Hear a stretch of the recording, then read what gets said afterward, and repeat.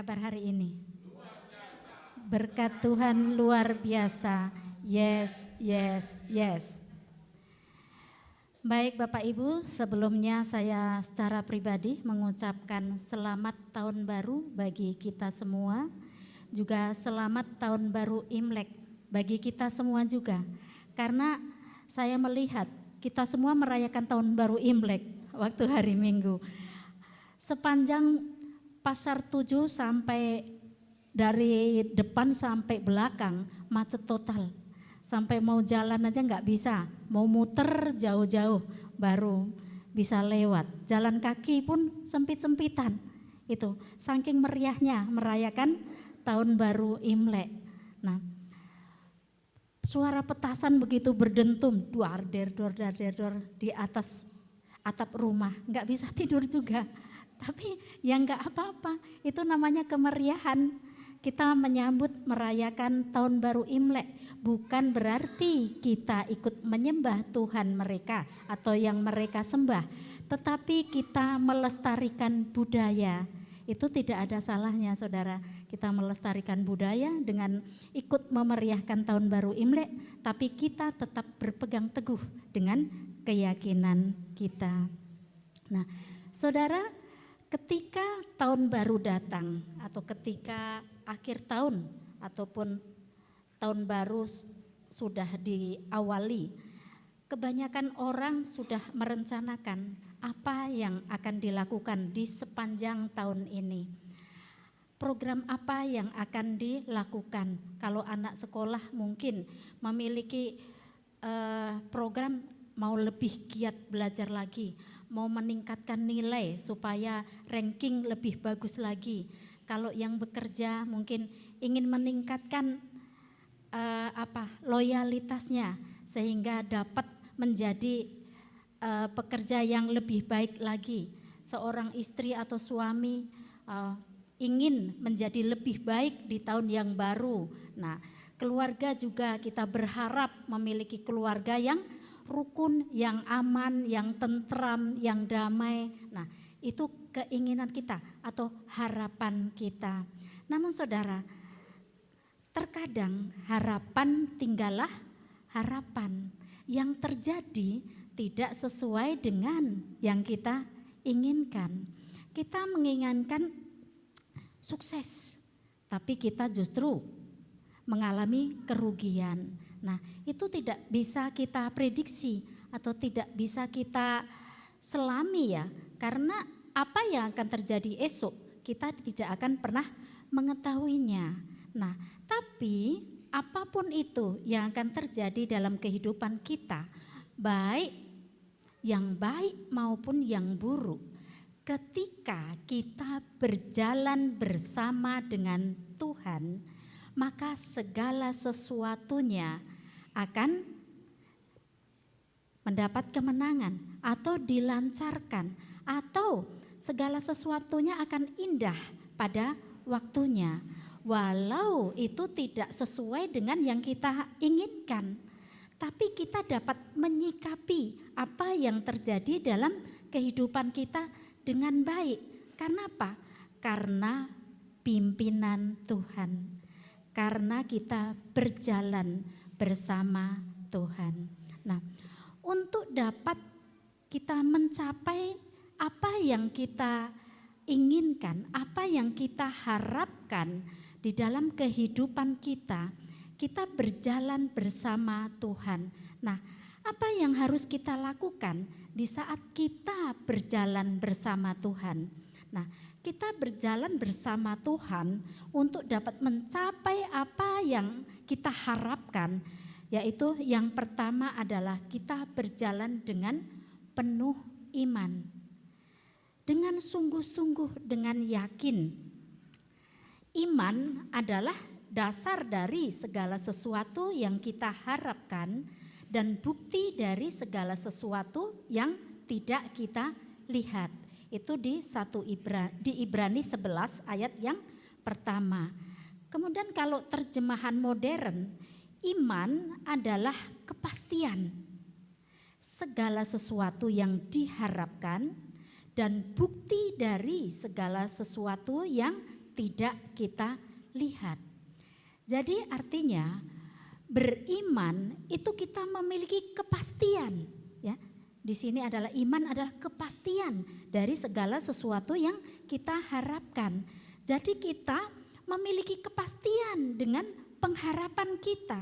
Jadi orang yang beriman bukan sekedar percaya. Kalau percaya, orang di luar sana percaya. Orang di luar sana percaya loh dengan Tuhan Yesus. Percaya enggak dengan Tuhan Yesus? Oh percaya, Tuhan Yesus itu bisa menyembuhkan. Tuhan Yesus itu Allahnya orang Kristen.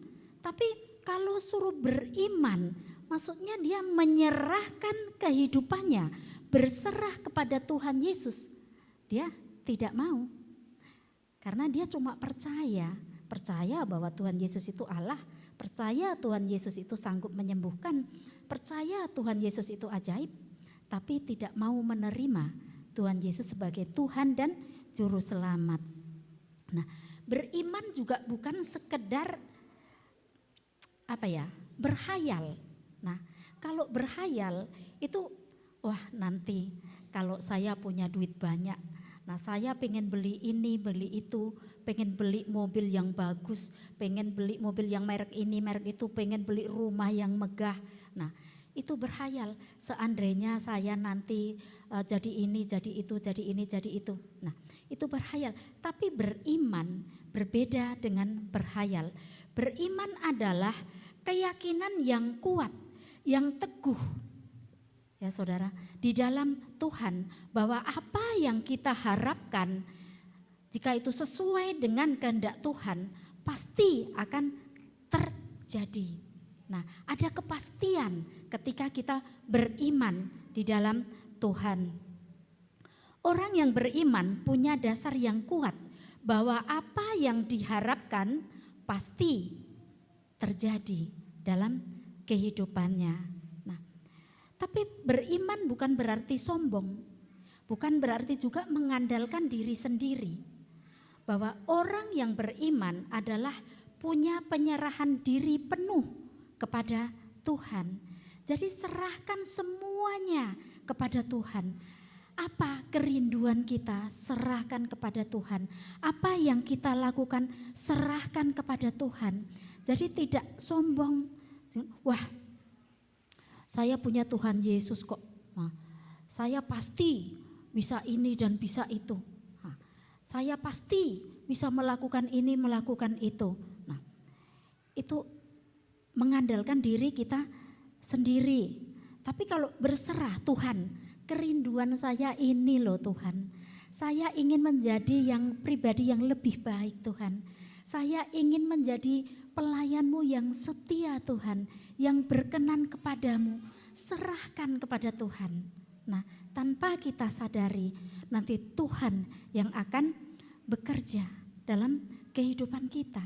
Segala sesuatu yang kita harapkan, serahkan kepada Tuhan. Kita tidak ngotot, kita tidak ego, kita tidak mau menangnya sendiri, pokoknya saya mau ini Tuhan. Nah, kalau tidak sesuai dengan kehendak Tuhan, Tuhan ya pikir-pikir mau mengasihi kita.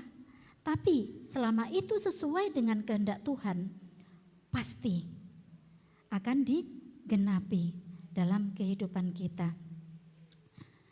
Kita lihat di dalam Ulangan 29 ayatnya yang ke-29.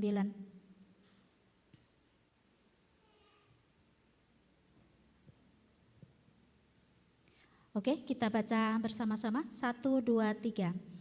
Hal-hal yang tersembunyi adalah bagi Tuhan Allah kita, tetapi hal-hal yang dinyatakan ialah bagi kita dan bagi anak-anak kita sampai selama-lamanya.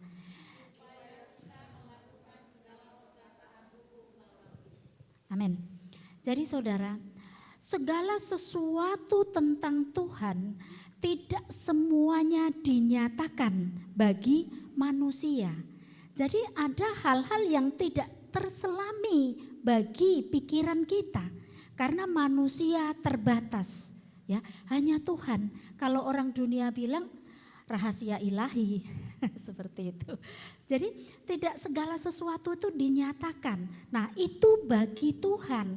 Nah bagian kita yang dinyatakan bagi kita. Yang dinyatakan itu adalah bagian kita. Nah apa yang dinyatakan bagi kita menurut Tuhan sudah cukup untuk kita beriman kepada Tuhan. Untuk kita percaya kepada Tuhan. Kemudian yang kedua adalah yang dapat kita lakukan ketika kita berjalan bersama Tuhan adalah kita dekat dengan Tuhan. Saudara kalau kita berjalan, satu di sana, satu di sini, satu di Paboe sana, di Simpang 4 Paboe, satu di Simpang Patau. Coba, bisa enggak dekat dengan Tuhan? Dekat enggak orang itu? Pasti tidak, biarpun mungkin berjalan bersama-sama, tapi tempatnya kan berbeda. Nah, dekat dengan Tuhan dalam Mazmur 62 ayatnya yang kedua-A. Mazmur 62 ayatnya yang kedua-A.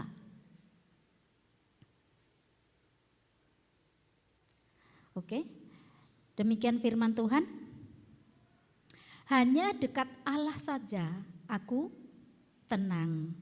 Ya saudara, katakan dalam diri saudara, hanya dekat Allah saja aku tenang. Ya, aku tenang, amin saudara. Jadi ketika kita dekat dengan seseorang, saudara, kita bisa tenang loh. Nah, kita dekat dengan orang yang kita cintai, kita wah berbunga-bunga. Apalagi baru. Nah, kita dekat orang yang sekeliling kita, keluarga kita juga senang, saudara. Akan tetapi, ketika seseorang itu mengecewakan, waduh, bencinya setengah mati, saudara. Nengok pun tak mau. Kalau bisa tengking dalam nama Tuhan Yesus. Seperti itu. Jadi tidak menjamin ketenangan ketika kita dekat dengan seseorang. Biarpun itu orang terdekat sekalipun. Tapi Tuhan berkata, hanya dekat Allah saja aku tenang. Mengapa saudara? Ketika kita dekat dengan Tuhan, bergumul dan akrab dengan Tuhan. Nah, bagaimana caranya? Kita dekat dengan Tuhan dan bergumul akrab dengan Tuhan melalui apa? Melalui doa-doa kita.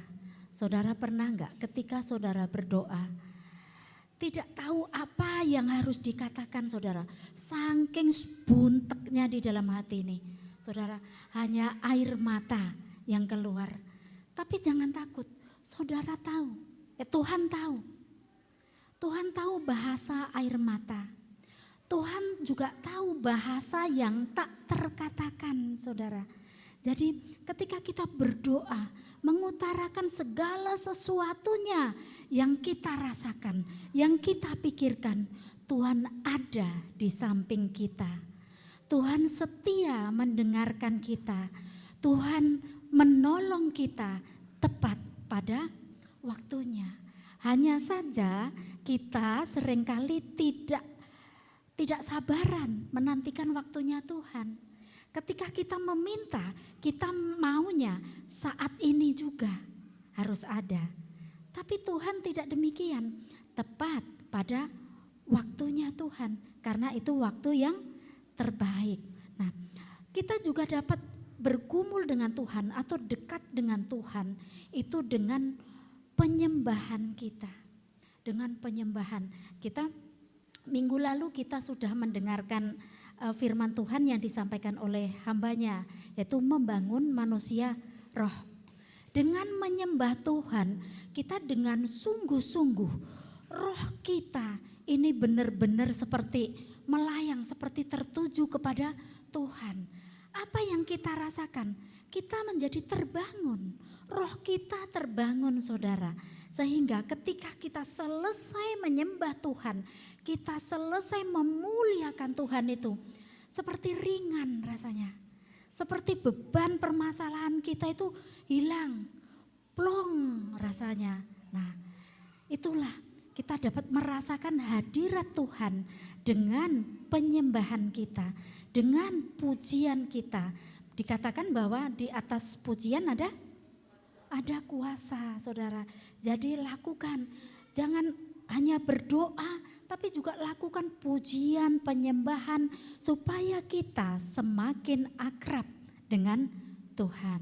Nah, yang tak kalah pentingnya adalah kita merenungkan firman Tuhan, menyelami kehendaknya melalui firman-Nya. Saudara, ketika kita memiliki pergumulan, kita memiliki permasalahan. Nah, kita datang ke gereja.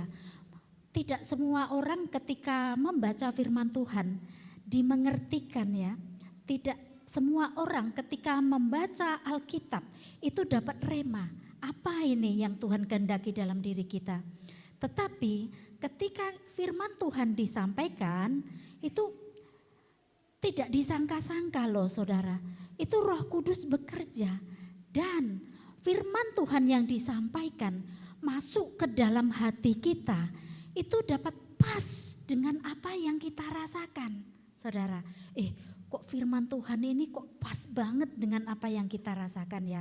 Nah, ketika kita drop, firman Tuhan menguatkan. Ketika kita sedih, firman Tuhan menghibur kita. Ketika kita dalam permasalahan yang seakan kita tak sanggup, Tuhan menolong dengan firman-Nya itu tadi yang menguatkan, menghibur, memberikan jalan keluar bagi kita saudara. Jadi dekat dengan Tuhan membuat kita tenang dalam menghadapi hari-hari. Karena kita tahu dalam setiap hal yang kita alami, Ia turut mengerjakan sesuatu bagi kebaikan kita. Kemudian yang ketiga, yang terakhir saudara, kita berjalan bersama Tuhan dengan mengandalkan Tuhan. Saudara, mengandalkan Tuhan dalam setiap kehidupan kita. Kita tidak tahu pasti apa yang akan terjadi. Namun satu hal yang pasti, rencana Allah adalah damai sejahtera bagi kita semua. Yuk kita baca di dalam Yeremia 29 ayatnya yang ke-11. Yeremia 29 ayatnya yang ke-11. Kita baca bersama-sama ya. 1, 2, 3. Sebab aku ini mengetahui rancangan-rancangan apa yang ada padaku mengenai kamu. Demikianlah firman Tuhan, yaitu rancangan damai sejahtera dan bukan rancangan kecelakaan, untuk memberikan kepadamu hari depan yang penuh harapan. Jadi saudara, ketika kita tidak tahu pasti apa yang akan terjadi dalam kehidupan kita, apa yang akan terjadi esok, apa yang akan terjadi bulan depan, apa yang akan terjadi minggu depan, tetapi Tuhan berkata bahwa rancangan-rancangan Tuhan itu rancangan damai sejahtera, bukan rancangan kecelakaan, dan memberikan kepada kita hari depan yang penuh harapan. Ketika kita biasanya ketika mengakhiri tahun, nah orang sibuk-sibuk apa? Ingin tahu apa yang akan terjadi dalam diri kita nanti ke depannya di sepanjang tahun ini. Saya pengen tahu saudara, siapa di antara kita yang sudah mencari-cari prediksi tentang kehidupannya? Ayo. Mungkin sio apa, sio tikus atau sio kelinci atau sio apa. Nah, atau mungkin zodiak apa. Biasanya buat penasaran saudara. Dan saya pernah saudara melakukan itu ya, penasaran juga gitu. Di Facebook itu biasanya kan, prediksi di tahun ini gitu. Penasaran tapi bukan untuk apa ya, saya cuma ngetes saja gitu. Nah, punya orang kan katanya tahun ini Anda akan bercahaya katanya gitu. Anda akan memperoleh apa yang ingin diinginkan, itu orang lain. Nah, ketika saya klik gitu, oh muncul punya saya juga tahun ini Anda akan bercahaya, sama. Nah, kemudian saya nengok orang lain lagi, sama juga katanya ingin bercahaya juga. Lah, itu mah mesin namanya, dibodohin saudara. Tapi Tuhan sudah menjanjikan kita bahwa rancangan Tuhan itu rancangan damai sejahtera dalam kehidupan kita. Kita tidak usah bertanya tentang apa yang akan terjadi hari esok, apa yang akan terjadi dengan keuangan kita, apa yang akan terjadi dengan jodoh kita, apa yang terjadi dengan keluarga kita. Tuhan sudah berjanji memberikan yang terbaik buat kita. Saudara, ketika kita penasaran, kita ingin tahu apa yang akan terjadi hari esok, minggu depan, bulan depan, ataupun hari-hari seterusnya. Tuhan sengaja tidak memberitahu kepada kita apa yang akan terjadi pada kita hari esok. Misalnya, besok yang akan terjadi pada diri kita tidak akan pernah tahu kan? Apa yang akan terjadi ketika kita keluar dari tempat ini, kita tidak akan pernah tahu. Tuhan punya maksud tersendiri, saudara. Tuhan tidak memberitahu apa yang terjadi pada kita akan hari-hari kita di kemudian hari. Ada maksud dan tujuan tertentu. Nah, apa maksud Tuhan? Supaya kita dapat menikmati yang Tuhan anugerahkan pada saat ini. Saudara, coba ketika kita bertanya kepada orang-orang selain Tuhan ya, ada banyak orang yang bertanya kepada ilah-ilah lain. Kemudian diprediksi bahwa bulan depan akan terjadi ini, akan terjadi itu. Ketika yang terjadi adalah hal yang baik, memang membawa sukacita. Tetapi bagaimana ketika prediksi yang akan terjadi itu hal yang buruk, saudara? Padahal saat ini kita sedang menikmati berkat Tuhan. Tapi kita sudah tahu bahwa bulan depan kita akan mengalami hal yang buruk. Kita akan mengalami hal yang buruk, misalnya bangkrut, atau mengalami kerugian, atau sakit penyakit. Nah, kita bisa menikmati enggak anugerah Tuhan yang diberikan hari ini? Tidak, saudara. Kita akan mengalami kekhawatiran, akan mengalami ketakutan. Padahal hal itu belum terjadi. Nah, Tuhan ingin supaya kita tidak khawatir. Tuhan ingin supaya kita bersyukur akan hari ini untuk berkat Tuhan, untuk anugerah Tuhan. Ada firman Tuhan yang berkata bahwa kesusahan sehari cukuplah untuk sehari. Hari esok ada kesusahannya sendiri. Jadi jangan memikirkan hal-hal yang belum terjadi. Bersyukur, nikmati apa yang Tuhan berikan, apa yang Tuhan anugerahkan pada saat ini. Sehingga kita dapat bersukacita, kita dapat mengalami damai sejahtera dalam kehidupan kita. Nah, jika Tuhan menunjukkan semua yang buruk maupun yang baik dalam kehidupan kita, pasti kita tidak akan mengalami damai sejahtera. Hidup kita akan semakin terpuruk, akan semakin jatuh, saudara. Coba saudara, ketika seseorang sakit terus ke dokter. Nah, terkadang ketika seseorang itu sakitnya parah, dokter tidak mau memberitahu yang sebenarnya. Karena apa? Karena ketika seseorang itu tahu kalau sakit penyakitnya itu tidak dapat diobati, dia akan lebih cepat drop, akan lebih cepat parah lagi, ya akan lebih cepat mati, kata Bu Marta. Benar itu. Maka dari itu dokter terkadang tidak mau ngasih tahu yang sesungguhnya. Supaya apa? Supaya tidak khawatir, supaya tidak takut, saudara. Jadi masih bisa menikmati hidup yang Tuhan berikan bagi kita. Jadi jangan pernah khawatir dalam kehidupan kita. Kita melangkah memasuki tahun 2023 dengan berjalan bersama Tuhan, dan percayalah bahwa rencana Tuhan, rencana damai sejahtera dalam kehidupan kita. Tuhan Yesus memberkati, mari kita satu.